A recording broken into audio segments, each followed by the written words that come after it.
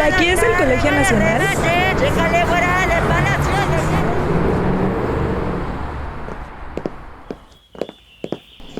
Bienvenida al Colegio Nacional.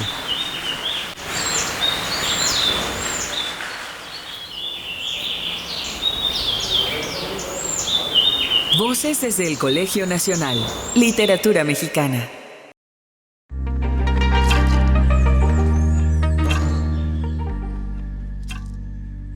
Tras el movimiento estudiantil de 1968, la crítica literaria se volvió inevitablemente política, dividiéndose en dos grandes movimientos, con dos grandes representantes. Por un lado, Carlos Monsiváis en la izquierda, y del otro, el liberalismo con Octavio Paz. El maestro Christopher Domínguez Michael nos presenta una reflexión sobre lo que ocurrió en la literatura mexicana durante la década de los 70. La crítica mexicana en los años 70. Haciendo un poco de memoria, desde luego que una charla de esta naturaleza no puede empezar sin abordar el acontecimiento importantísimo del movimiento estudiantil de 1968, que de alguna manera cuando empieza la historia contemporánea de México. El movimiento estudiantil de 68 sorprende a los escritores mexicanos, sobre todo aquellos que se habían impuesto sobre las generaciones anteriores, que estaban todos con el gobierno. Lo sorprende en plena actividad tanto al grupo de la generación de 1932, que es el que acabaría acercándose en los 70s a Octavio Paz, y como a los más jóvenes aún, que eran José Agustín y Gustavo Sainz, los llamados novelistas de la onda, y desde luego a toda la generación muy rica y variada de artistas plásticos que lo rodeaba. Justo en los días del movimiento había en Bellas Artes unas charlas novedosas que se llamaban Los narradores ante el público. Y es famoso, no sé si sea leyenda urbana, no me consta, que el día que le tocó a José Agustín había marcha y José Agustín pues invitó a su público a sumarse a la marcha y no a escuchar la conferencia. Entonces el apoyo de los intelectuales mexicanos jóvenes fue abierto, militante. Es conocida la anécdota que Juan García Ponce, que estaba en silla de ruedas como el dirigente estudiantil Marcelino Perelló, fue aprehendido antes o después de entregar su artículo en Excelsior porque lo confundieron con este señor. Y desde luego en las marchas estaban la mayoría de los intelectuales, de los escritores, sobre todo los más ligados a la universidad. Muy pronto, después de la represión del 2 de octubre, dos personajes, ambos nacidos en 1914, emergieron en dos facetas del liderazgo político y moral del movimiento y sobre todo de la protesta contra la represión, que fueron Octavio Paz, que renunció a la embajada de la India en protesta por los acontecimientos de Tlatelolco, y José Revueltas, que a finales de ese año de 68, después de andar clandestino, fue detenido y estuvo preso en 1971, y en el juicio contra los dirigentes del 68 se autoinculpó de la autoría intelectual del movimiento. Unos piensan que fue jactancia, yo creo que no, yo creo que fue irónico de parte de Revueltas, que siendo el más viejo se autoinculpara para recalcar la inocencia de los jóvenes, más jóvenes que él, que estaban presos. En el terreno de la prensa, México en 1968, a diferencia de hoy día, era un país con muy escasa libertad de prensa,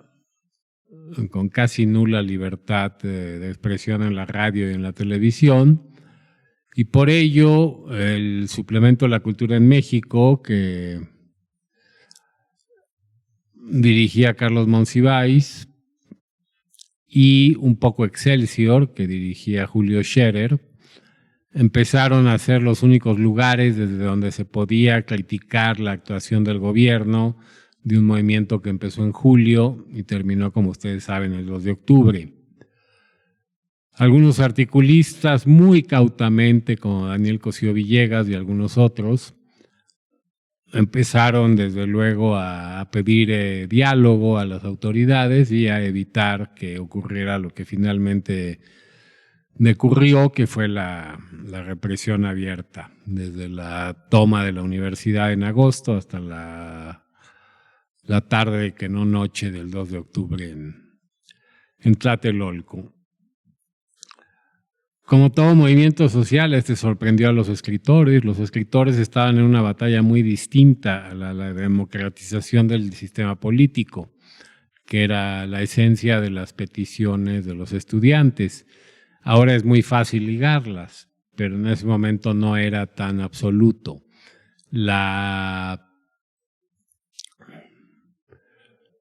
insistencia de los escritores, de los poetas, de los pintores por la libertad artística, por el abandono de los dogmas estéticos de la Revolución Mexicana y muy en particular del muralismo, pues se asocia de inmediato en nuestra memoria contemporánea con las libertades políticas que exigían los estudiantes en su pliego petitorio. Entonces es natural que la mayoría de los escritores jóvenes se hayan sentido atraídos hacia el movimiento,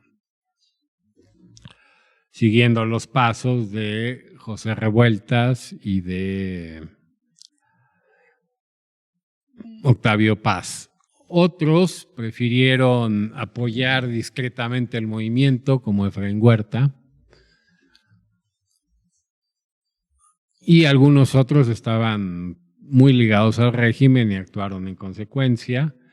como Agustín Yáñez, que era secretario de Educación Pública, el novelista jalisciense, hoy muy olvidado, pero que en ese entonces era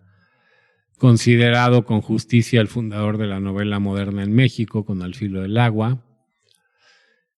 Estuvo la reacción, nunca se sabrá si irónica o no, de Salvador Novo, que cuando le pregunta a un periodista por la ocupación del ejército de la Ciudad Mexicana, dice: hombre, es la mejor noticia que he recibido este día. Hay quien dice que lo dijo sinceramente, hay quien sostiene que estaba bromeando, pero si revisamos el historial periodístico de Novo desde los años 50, era un hombre profundamente ligado a la alabanza y al festejo del nuevo régimen, nuevo en el sentido del nuevo régimen de la Revolución, que había sustituido al ya muy añejo Porfiriato, y no veo por qué iba a cambiar de opinión el día de la entrada del ejército a la universidad, pero bueno, Novo tiene sus defensores sobre esta frase. De igual manera, Elena Garro participó en la prensa y sobre todo después de la matanza de 68, apoyando de manera clara y contundente al presidente Díaz Ordaz, lo mismo que su hija, que tenía con Octavio Paz, Laura Elena Paz. Todo esto está absolutamente documentado. Y desde luego también estuvo en contra de la represión y a favor del movimiento Carlos Fuentes y muchísimos otros intelectuales, no todos ellos escritores. Todos coinciden que la atmósfera en 1969 era irrespirable. La represión había sido muy violenta y las alternativas que le quedaban a los jóvenes pues eran la sumisión, huir hacia los paraísos artificiales, como se dice elegantemente cuando se quiere hablar de las experiencias con la droga, o en algunos casos irse a la guerrilla, los pequeños grupos guerrilleros que florecerían en los 70s, comprobado que no era posible la reforma democrática del sistema político. En el seno de los poetas, de inmediato hubo una reacción motivada por el famoso poema dedicado a la matanza por Octavio Paz, Una nación entera se agazapa, etcétera, que es un pequeño poema donde la frase principal está tomada curiosamente de una carta de Marx a un amigo, y que es quizás el poema político titulado México, Olimpiadas de 1968, el poema político más famoso del siglo XX, es muy breve, pero también Rosario Castellanos, Gabriel Said y algunos otros escribieron poemas sobre el 68 que quedaron grabados en la memoria literaria del país. Todavía el suplemento de la cultura en México alcanzó a condenar no solo la matanza, sino a aplaudir la decisión de Paz de renunciar a la embajada a la India. Y viendo más en el amplio panorama, la preocupación de los novelistas de inmediato fue crear una novela que recogiera lo que había pasado. Siempre que ocurre un acontecimiento histórico de esa magnitud, el novelista se siente obligado a tomar testimonio artístico, pero seguimos esperando la gran novela del 68. Esta novela, por razones misteriosas, nunca se escribió, aunque son muy numerosas, desde luego, las novelas que intentan serlo, y otras que no tienen al 68 como epicentro, pero lo retratan de una manera, en mi opinión, muy impresionante. Es el caso de Palinuro de México, de Fernando del Paso, o de Crónica de la Intervención de Juan García Ponce, aparecidas 10 y 15 años después de los hechos, donde el movimiento está presente. En el caso de Palinuro de México, la escena ocurrida en el Zócalo, y en el caso de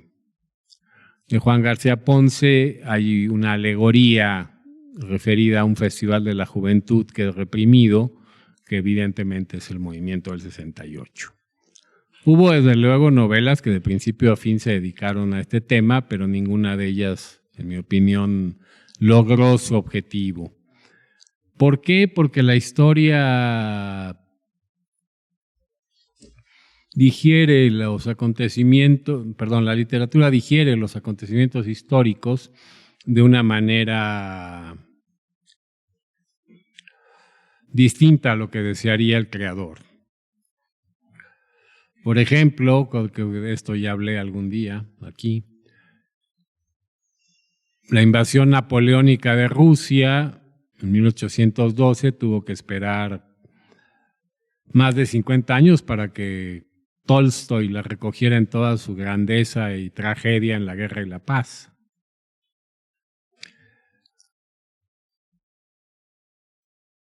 La Revolución Rusa,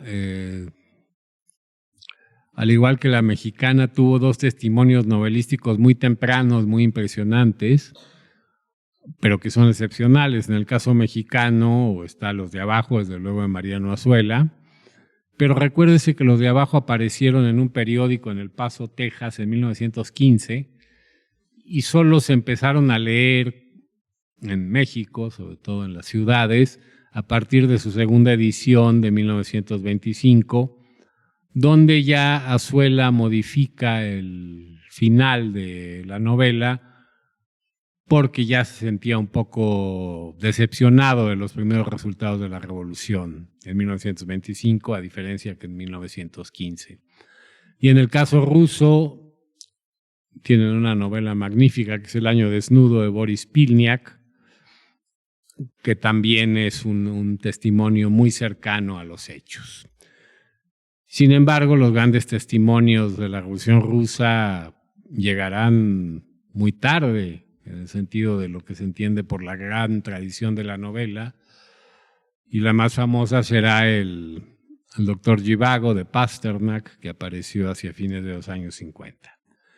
Entonces, aunque es variable, no necesariamente los novelistas están capacitados para captar en toda su hondura un momento histórico, o porque está demasiado cerca, o porque están demasiado involucrados. Entonces, el 68 no produce de inmediato una novela de esas características. Sí produce un libro muy importante que es La noche de Tlatelolco de Elena Poniatowska, que aparece apenas en 1970-71. La idea original de este libro se puede rastrear en la correspondencia entre Arnaldo Orfila, el director de la nueva editorial Siglo XXI, y Octavio Paz. En esta conferencia ellos hablan de que de inmediato hay que hacer un libro que reúna los testimonios de quienes participaron en el movimiento, y se habla de varios escritores y finalmente es Elena Poniatowska quien lo hace. Y La noche de Tlatelolco aparece a principios de la década como el gran testimonio coral de los acontecimientos. Este libro tardíamente, en los años 90, recibió muchas críticas, sobre todo de algunos de los protagonistas, como Luis González de Alba, que también escribió una novela testimonio sobre el 68, desde su perspectiva como preso político, que se llama Los días y los años, en la cual Luis decía que pues, los testimonios tomados por Elena Poniatowska en su visita a Lecumberri, donde estaban los presos políticos, eran inexactos, se atribuía a una persona lo que decía otra, y en su carácter personal él exigía que se corrigiese o se retirase su testimonio por él ya no estar de acuerdo en esa época con la visión que tenía Elena Poniatowska, no solo del 68, sino de la realidad política mexicana actual. Esto se hizo y la edición que circula actualmente no es exactamente la de 1971. Pero más allá de la razón o no de las quejas de Luis González de Alba, yo creo que de ninguna manera se puede demeritar la importancia de este libro, que más allá de sus defectos es un gran libro en el sentido de lo que entonces se consideraba nuevo periodismo, un libro en que los autores son en efecto los partícipes del movimiento, y un documento histórico imprescindible que abrió un camino que se sigue recorriendo, que lo recorrió la propia Elena Poniatowska también, en su libro sobre el temblor de septiembre de 1985, y que también llegó a la poesía. Por ejemplo, un poeta hoy un poco olvidado que publicó en los años 70 y 80, Jaime Reyes, recurrió en alguno de sus libros a utilizar el poema para dar la voz a quienes no la tenían, que era una de las frases anteriores al mundo en que vivimos, porque si algo hacen las redes sociales es dar voz a los que antes no la tenían, ¿no? Antes de las redes sociales tenían que ser los escritores o los periodistas quienes recogieran con tiempos muy distintos lo que estaban sintiendo los ciudadanos. Y bueno, lo primero que podemos decir en el sentido crítico es que el 68, más que poesía y más que novela, que la tuvo, hace nacer un género que será indispensable en el México de aquella época y que ya quedó para quedarse como un clásico de finales del siglo XX, que es la crónica. No es que la crónica fuera nueva, al contrario, lo que hicieron Poniatowska, Carlos Monsiváis, José Joaquín Blanco y muchos otros fue retomar una gran tradición decimonónica que ellos redescubrieron, curaron, como se dice ahora, y pusieron al servicio del México de los últimos 25 años del siglo XX, que era un México urgido de democracia política. Y la crónica se volvió un género literario donde quien escribe no solo da voz, sino participa, es personaje y tuvo una enorme riqueza a lo largo de la obra inmensa, aún no reunida del todo, de Carlos Monsiváis. Entonces, la primera hija del movimiento del 68 en términos de género literario es la crónica. Insisto, no es que fuera nueva, sino que renace después de haber hibernado mucho tiempo y crea un ambiente de, como suele suceder después de los movimientos sociales, de extrema politización de la crítica literaria. Si antes de los 68 los escritores estaban preocupados por ganar para los lectores mexicanos y para ellos mismos como creadores las libertades estéticas de no ocuparse de la realidad mexicana, sino de poder aventurarse en el mundo de la gran tradición de la novela europea, moderna y contemporánea, como era el caso de Salvador Elizondo o del propio Juan García Ponce. Después de 68 y de su colofón, que es la matanza del 10 de junio de 1971 al casco de Santo Tomás, más aún, la literatura se politiza y temas que parecían que se habían quedado en los años de 50, como el del compromiso del escritor, resurgen. Y abundan los escritores en prosa, pero también en verso, muy interesados en que la literatura sea un espejo de la realidad. Aún invertido, pero que sea un espejo. Y la crítica literaria, no toda, pero sí la mayoría, adopta este patrón de ver las cosas. Por ejemplo, en poesía, en los años 70,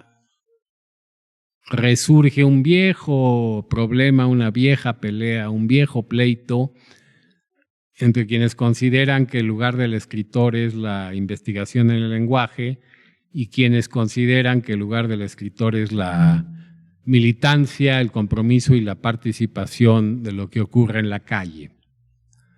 Esta guerra de las escuelas, de la que he hablado también muy frecuentemente, ocurre en todas las literaturas y su existencia es muy digna de aplauso. La literatura siempre ha tenido este conflicto entre el poeta que no quiere saber nada del mundo y que está explorando su mundo interior y que está jugando con el lenguaje, y el novelista que está atento a lo que le sucede a los trabajadores, a las ciudades, después a la naturaleza agredida por el progreso. E incluso hay escritores que a lo largo de su vida han escenificado estos dos papeles, que han tenido sus épocas, para decirlo en términos de Saul Bellow, de caras pálidas, que es como llamaban a los escritores en los Estados Unidos encerrados en la Torre de Marfil, o pieles rojas, que eran los que salían a combatir a la calle a los conquistadores. Entonces, en la vida de un escritor completo, digamos, hay estos dos momentos. Les pongo un caso. El gran poeta Tomás Segovia empezó siendo un poeta de la escuela de Juan Ramón Jiménez, dedicado a la palabra,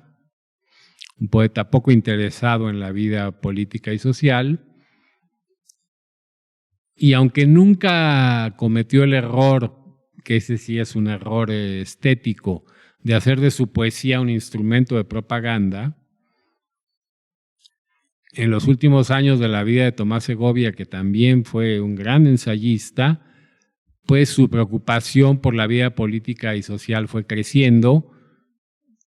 sobre todo después de la rebelión neozapatista del 1 de enero de 1994. De igual manera, un Juan García Ponce, que también podría haber sido calificado entre los carapálidas, no solo volvió el movimiento 68 una especie de diorama que está atrás de Crónica de la Intervención, sino en el año de 88 publicó varios artículos a favor de la presunción de victoria de Cuauhtémoc Cárdenas en las elecciones presidenciales de aquel año. Es decir, los escritores pueden tener este momento en distintos, pueden cambiar de etiqueta, por así llamarlo, en distintos momentos de su carrera. El propio Octavio Paz, de joven, como ustedes saben, fue a la Guerra Civil Española y trajo de la Guerra Civil Española poemas políticamente comprometidos con la causa republicana, que al final de su vida volvió a publicar, pero a pesar de que escribió varios poemas francamente políticos a lo largo de su vida, nunca permitió que sus preocupaciones políticas, que siempre las tuvo, invadiesen su mundo lírico. Un buen ejemplo de esto es su poema, el que más dolores de cabeza le dio, que es Entre la piedra y la flor, que es un poema que redacta por primera vez a fines de los años 30, cuando va de maestro a una escuela rural en Yucatán, y que es un poema sobre la explotación de los campesinos en la entonces muy atractiva extracción del henequén. Bueno, este poema nunca satisfizo a Octavio Paz, al grado que la última versión aparece en 1976. El tema es el mismo, pero no, casi prácticamente son dos poemas distintos. La primera versión que escribió él en 1937 y el que entregó en 76. Entonces la crítica literaria en los 70s se concentra en el suplemento de Monsiváis, que gana mucho prestigio, bien ganado, en el movimiento de 68, y en el nacimiento de una revista que concentró la crítica literaria y de arte en América Latina durante un lustro, que fue Plural. Si ustedes quieren saber qué era la crítica en la primera mitad de la década de los años 70, tienen que leer Plural. Y allí estaba la idea de Octavio Paz, que venía desde la década anterior, de hacer una gran revista cultural que justamente insistiese en la crítica no solo política e ideológica del autoritarismo mexicano, sino de otros autoritarismos o totalitarismos más bien que no eran examinados por la intelectualidad latinoamericana, como lo ocurrido en el entonces Imperio Soviético o más cerca de nosotros en Cuba, sin dejar, insisto, de criticar al sistema político mexicano que Octavio Paz bautizaría a nuestro Estado en 1977 como un ogro filantrópico. Bueno, en Plural se hizo la mejor crítica literaria del país y mucha crítica de arte. Digamos que Plural, en este último sentido, es la revista que le da su lugar tardíamente, desde el punto de la crítica, a la generación de pintores de la ruptura. Y en cambio, como suele suceder en las publicaciones culturales mexicanas, el espacio dado al teatro es poco. Lamentablemente, pues en ese momento estaban activos verdaderos renovadores de la escena mexicana, como Juan José Gurrola o Margules o Mendoza, etcétera. Pero ahí ya había un fenómeno que ocurrió en todo el mundo. En los 60s la tendencia fue expulsar al autor del teatro y hacer del acto dramático una cosa que concernía al director como creador y a los actores como protagonistas, y el texto quedaba, si no abolido, desplazado. Entonces se creó un abismo, una zanja entre los escritores de teatro y los escritores de los otros géneros. De hecho, todavía a principios de los 60, si ven los casos de García Ponce, de Ibargüengoitia, los escritores querían escribir novela, poesía, pero también teatro.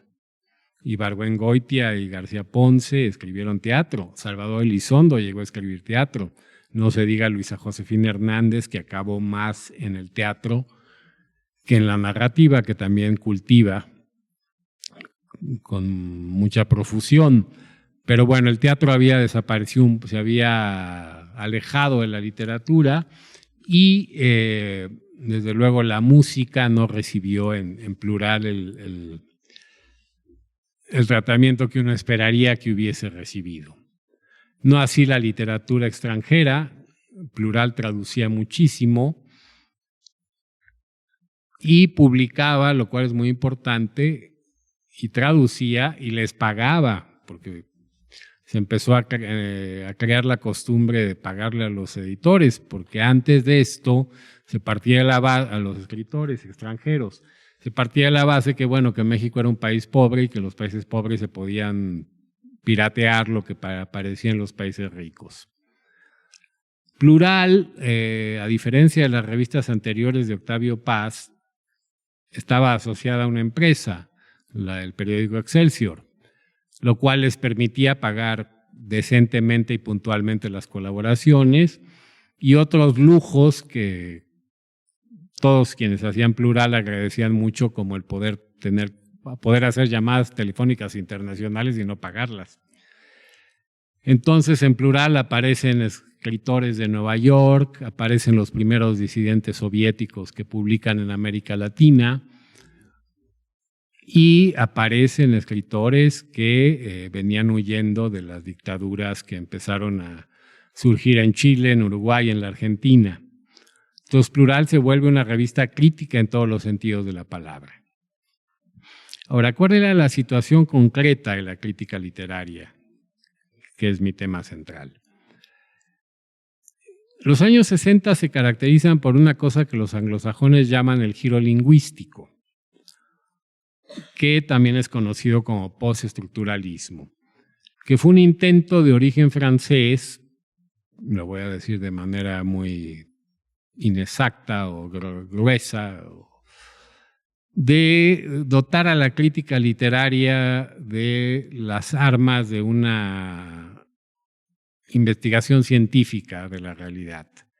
Realidad que para estos críticos literarios, que dejaron de serlo para convertirse en semiólogos o gramatólogos, realidad que era el texto y cuyo primer actor ya no era el escritor, ni tampoco el lector, que tenía su importancia pero cambiaba su lugar, sino el lenguaje. Entonces, curiosamente, esta escuela, entre la que intervinieron inteligencias muy brillantes, la mayoría de ellas se arrepintieron del giro lingüístico, pero esto no quiere decir que no hayan dado una contribución esencial a la cultura del siglo XX. Esta escuela consideraba que había que aislar al texto de todo lo que lo rodeaba. Es la época en que se anuncia la muerte del autor y que se considera que casi cada página escrita, incluida, ¿por qué no?, la del directorio telefónico, es un texto y que debe ser analizada según su propia lógica. Esta escuela tuvo desde luego derivaciones como la de construcción, fue muy rica en acercamientos, a veces está cerca del psicoanálisis o del antipsicoanálisis, como ellos lo llamaban, en el caso de Deleuze y su socio Guattari, o se fue hacia la deconstrucción, donde una figura señera es Derrida, y luego siguieron otros imitadores suyos en los Estados Unidos, y desapareció de la crítica literaria, o se intentó que desapareciera el autor como persona viva, biográfica, histórica, y se trató de aislar higiénicamente los textos para analizarlos según una lógica interna. Esto ya lo había intentado de otra manera el formalismo ruso en los años 20. Lo paradójico de este fenómeno fue que, muy bien, se trataba de garantizar la autonomía del texto o la independencia del texto, su desconexión de su entorno, pero se hacía con las herramientas de fuera, que no venían de la literatura, sino de la antropología, de la lingüística, de la ciencia política, más tarde de la teoría del género. Y la literatura como literatura misma era descartada, la crítica como crítica de la literatura misma, como una rama de la literatura, era descartada mediante una expresión desdeñosa que era la jerga de la autenticidad. Bueno, estas escuelas francesas que tuvieron su culminación en 1967 tuvieron mucho éxito, sobre todo en los Estados Unidos y en las universidades de todo el mundo. Y crearon una división muy tajante entre la crítica universitaria, que era devota de estas pasiones estructuralistas y postestructuralistas, y el llamado desdeñosamente periodismo literario, que era el que hacían la mayoría de los escritores de Plural, que fueron los primeros en América Latina en rebelarse contra la invasión del campo de la literatura por las nuevas disciplinas científicas basadas en la idea de que no había esencias y de que el hombre, se llamaban antihumanistas estas doctrinas, no desde luego porque fueran enemigas del ser humano, sino consideraban que la construcción del hombre como vivero del humanismo era una construcción que provenía de una sociedad burguesa que había que destruir, como se había pretendido hacerlo en 1968, y que el propio humanismo era una invención de la clase dominante para alejar al lector, paradójicamente, de una realidad que la propia teoría desechaba porque era impropia. Esta contradicción entre querer fincar la autonomía del texto y a la vez imponer la consigna de que todo lo personal era político y de que todos los textos eran políticos, nunca la pudieron resolver, como cuenta Sevan Todorov en su Crítica de la Crítica, cuando él cuenta cómo renuncia a este camino. Él venía de Bulgaria y él trajo otra tendencia muy importante a la Francia de los 60, que fue la teoría de la literatura de Bakhtin, que era otra variable muy interesante también de examinar la literatura a través de cierto tipo de sociología. En México, la crítica literaria universitaria de tipo basada en las corrientes hegemónicas del pensamiento europeo,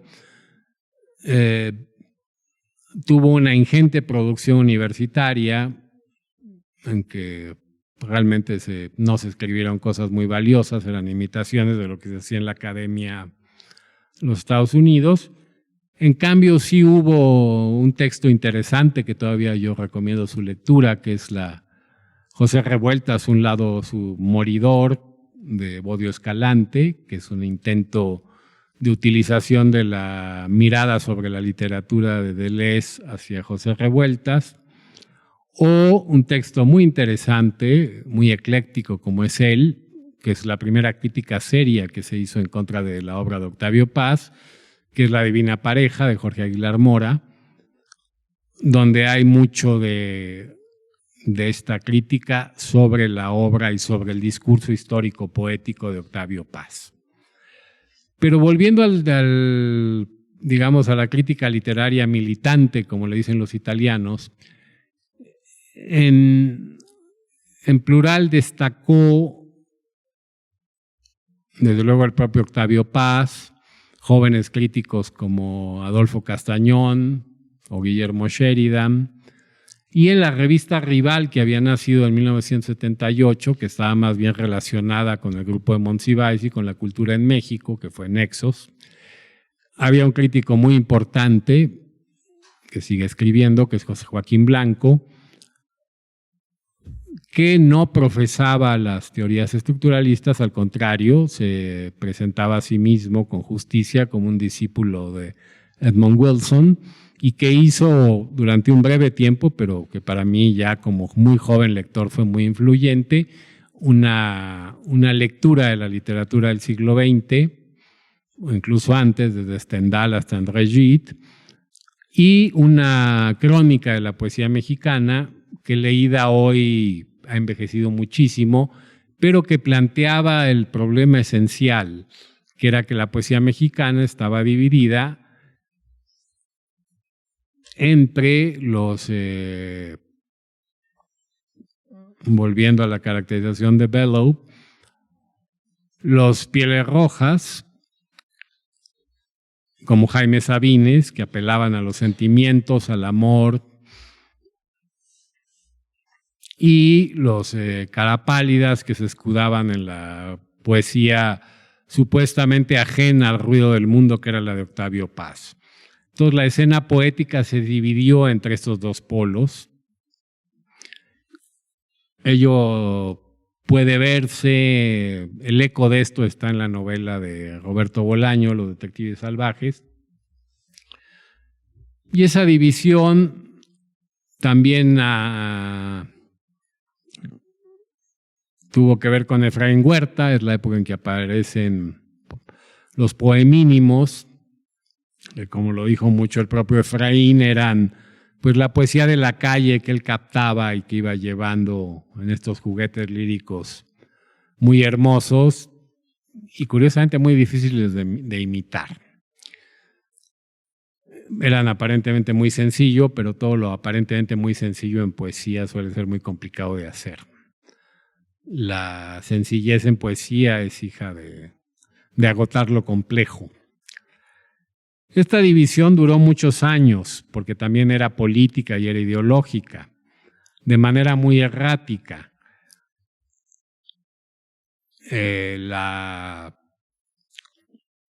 Los seguidores de Paz en poesía eran considerados de derecha o conservadores, y los seguidores de Sabines y Huerta eran considerados experimentales y de izquierda. Esto no es del todo claro, porque al mismo tiempo Jaime Sabines fue un connotado priista, miembro de las familias,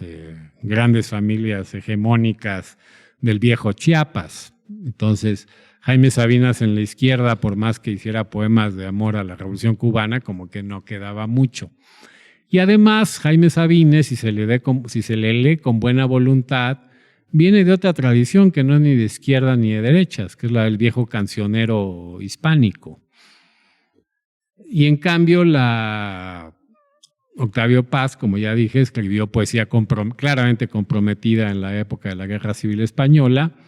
lo hizo en el 68 y lo hizo en temas que eran de urgencia para él, como la crítica del régimen de Stalin. Y la experimentación en literatura no es necesariamente de izquierda. Es muy común que los grandes experimentadores sean hombres conservadores. En el caso de la tradición mundial del siglo XX, bueno, tanto Eliot como Ezra Pound fueron hombres conservadores, antisemitas, y uno de ellos, como Pound, convicto fascista. Entonces la experimentación estética no va necesariamente con la izquierda, y la izquierda suele ser conservadora en sus gustos estéticos. Entonces la década de los 70 termina,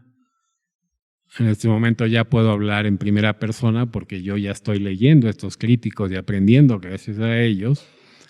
en un crítico literario a la francesa en el sentido clásico de la Nouvelle Revue Française, como lo era en plural y luego en la revista anarquista Caos, que luego se volvió Palos, Adolfo Castañón, un crítico democrático muy ligado a Edmund Wilson y la tradición del intelectual público norteamericana como José Joaquín Blanco, un crítico más académico que quería leer a la literatura mexicana con la lectura de la crítica francesa, como lo era Evodio Escalante, pero también Jorge Aguilar Mora. Y en una época en que tenía un gran espacio, fue el último gran momento de la crítica literaria en todo el mundo, antes de que las nuevas tecnologías cambiaran el panorama. Los suplementos literarios eran muy importantes, casi todos los periódicos los tenían. Ya había empezado a salir Sábado de 1+1, ya en los 80s, que no toca hoy, aparecerían los diversos suplementos culturales de la jornada. Y en 1976, debido al golpe de Luis Echeverría contra el diario Excelsior, quienes hacían Plural, encabezados por Octavio Paz, se solidarizan con Julio Scherer y emprenden una nueva revista que será Vuelta a partir de 1976, misma que durará hasta la muerte de Octavio Paz en 1998. Entonces estaban estos dos polos donde había mucha crítica literaria militante, que eran Nexos por un lado, un poco a la izquierda, Vuelta, un poco a la derecha, si ustedes quieren, pero había un acuerdo sustancial que en aquel México, para quienes no lo vivieron, borraba un poco la diferencia entre izquierda y derecha, o entre socialdemocracia y liberalismo, como que era que en diferentes grados y medidas había un enemigo común a vencer, que era el PRI, que llevaba 60 y tantos años en el poder. Entonces las diferencias ideológicas se borraban un poco con este enemigo común y por este deseo compartido que era la democratización del país. No en balde, la primera reforma política es en 1977, cuando por primera vez obtiene registro legal el Partido Comunista Mexicano y empieza el crecimiento electoral de la izquierda mexicana o de lo que se presenta como izquierda mexicana. Y se da, algo que ya dije, pero quise insistir, una división tajante entre el mundo de la crítica literaria que se hacía en las revistas y en los suplementos literarios y la que se hacía en la academia. Tan tajante era que en aquella época, y esa división persiste, si tú preguntabas a los profesores de la Facultad de Filosofía y Letras quiénes eran José Joaquín Blanco, Evodio Escalante, Adolfo Castañón, Roberto Vallarino, Paloma Villegas, una crítica importante de ese momento, en el mejor de los casos te decían que eran periodistas. Y si les preguntabas a estos críticos quiénes estaban dando clases de literatura en la UNAM, salvo a sus propios maestros, los que pasaron por ahí, no lo sabían ni les interesaba. Esta división tajante, hija de la influencia del postestructuralismo, era y es injusta. Yo desde luego soy un crítico ajeno a la escuela postestructuralista, aunque no niego su importancia. Pero era una división absurda, porque así como había académicos abominablemente malos, había críticos que escribían en los periódicos muy, muy deficientes. Pero el flujo entre uno y otro era muy difícil. Y aquellos pocos, y esto ya vendría para la siguiente conferencia, aquellos pocos que estaban en los dos lados tenían muchos problemas. Por ejemplo, los doctores universitarios en letras que escribían en Vuelta o en Nexos, esas publicaciones no les contaba para el registro académico, lo que después sería el Sistema Nacional de Investigadores, porque no eran revistas académicamente autorizadas, como sí lo es, por ejemplo, hasta la fecha, la nueva revista de Filología Hispánica del Colegio de México, que hizo muy bien un filólogo, curiosamente sin carrera académica, que fue Antonio Alatorre, uno de los grandes defensores de la autonomía de la crítica literaria frente a aquellos que querían convertir a la literatura en una ciencia autónoma del mundo. Entonces, los 70s fue el punto culminante por lo menos en habla hispana, de la crítica estructuralista y postestructuralista, del giro lingüístico y el inicio de su decadencia, porque entraron nuevas tendencias, algunas afines a Roland Barthes y a Foucault y a todos aquellos maestros del pensamiento y otras no. Entra el feminismo, entran los estudios basados en el género, la crítica de la literatura escrita sobre la homosexualidad y por homosexuales, las reivindicaciones multiculturales. Entonces el núcleo del estructuralismo se amplía y lo rebasa a sí mismo, y por otro lado empieza la reivindicación de lo que entonces se llamaba la vieja crítica, ¿no? La crítica que había en teoría liquidado el postestructuralismo. Todos estos fenómenos no se verían en libros hasta la siguiente década, porque yo creo que la tarea de un crítico literario en un periódico o en un suplemento cultural es esencial. De eso vivimos, además, los críticos, pero de esos artículos que publicamos tienen que salir corregidos y aumentados, o echados a perder también, libros. Pero yo creo que los críticos importantes de los años 70, solo hasta los años 80, reflejarán su aprendizaje, su educación sentimental en distintos títulos. Y yo creo que para los 80 ya la crítica literaria en México tiene, con el precedente de La Divina Pareja de Jorge Aguilar Mora, por ejemplo, libros muy, muy sólidos. Aquí me detengo y paso, como siempre, a conversar con ustedes, a escuchar, a leer sus preguntas.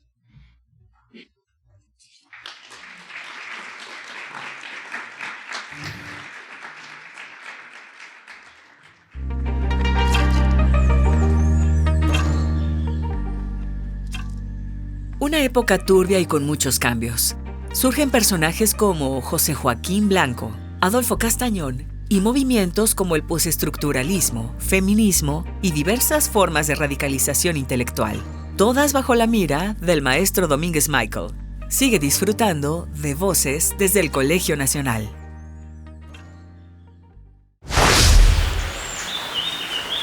Esta fue una producción del Colegio Nacional 2024.